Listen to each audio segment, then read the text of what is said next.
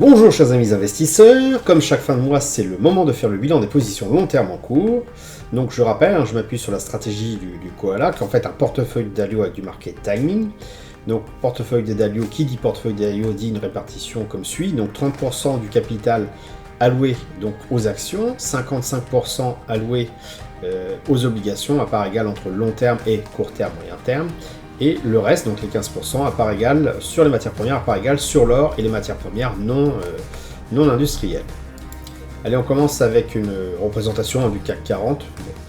On voit bien que, d'un point de vue purement analytique, parce que je parlais de market timing c'est quoi? C'est en fait, on utilise une moyenne mobile 10 périodes sur une base mensuelle.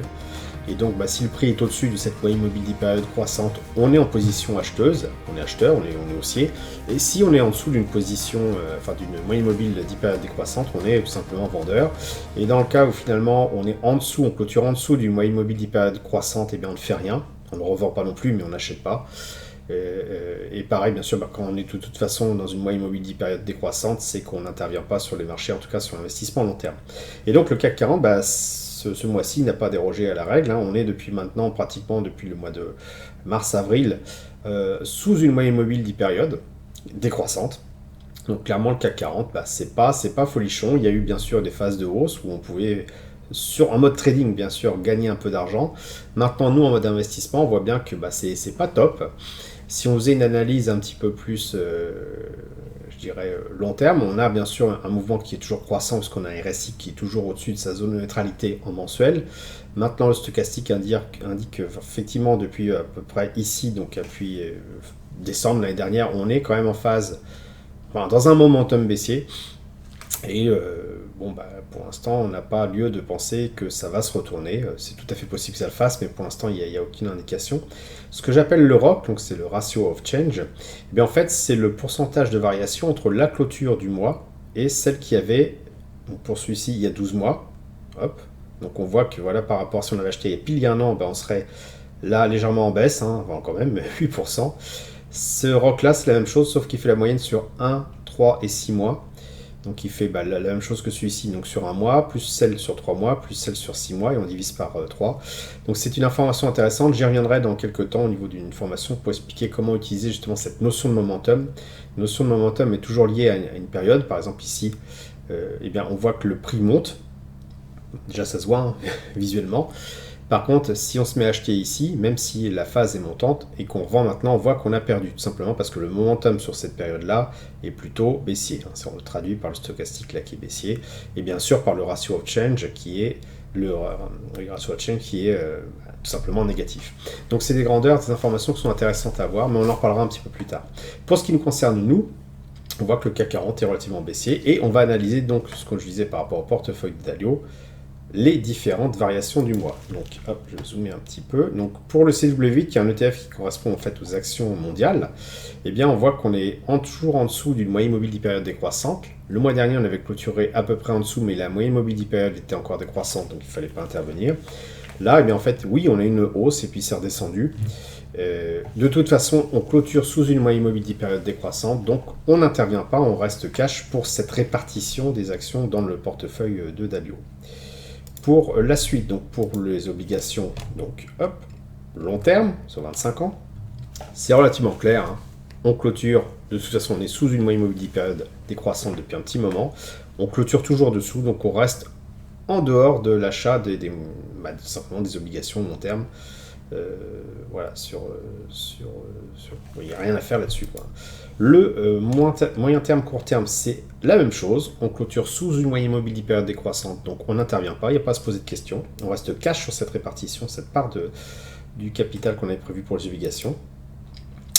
Le GBS, donc c'est le Gold Bullion Sec, c'est en gros un ETF qui représente relativement bien le mouvement de l'or, c'est un ETF exprimé en euros. Donc lui, on clôture au-dessus du moyen mobile 10 périodes, donc on reste à l'achat, et si on n'est pas encore servi par rapport à la répartition, donc 7,5% du capital, on peut entrer en position à hauteur de cette répartition, tout simplement pour arriver à cette valeur-là. Les matières premières, donc pour conclure, matières premières or, on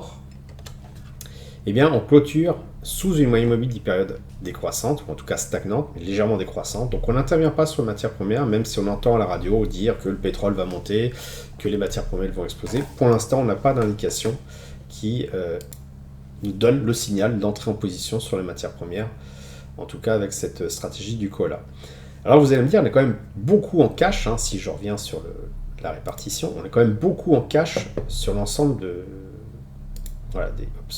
des actifs prévus dans le portefeuille. Les actions, on est en cash, les obligations, on est en cash, ça veut dire quand même 85% est en cash, et même matières premières, finalement, on n'a que 7,5% qui sont placés en or. Tout le reste est en cash, et avec l'inflation, c'est pas génial. Alors pour évidemment régler ce problème-là, il y a une solution relativement simple. C'est pas forcément faisable avec tous les courtiers, je pense pas qu'on puisse le faire avec Boursorama. Mais avec Interactive Broker, c'est assez simple, c'est tout simplement de changer de monnaie.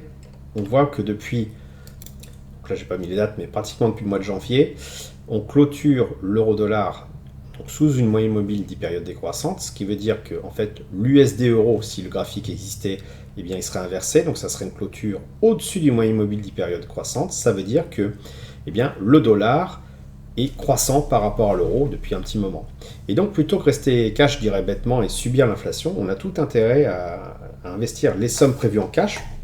Donc on en est quand même à 100 moins 7,5, ça fait 92,5% de son capital. On peut le placer en dollars, donc en achetant tout simplement en dollars, en faisant une conversion. Je ne parle pas de CFD, même si là je représente le graphique du CFD.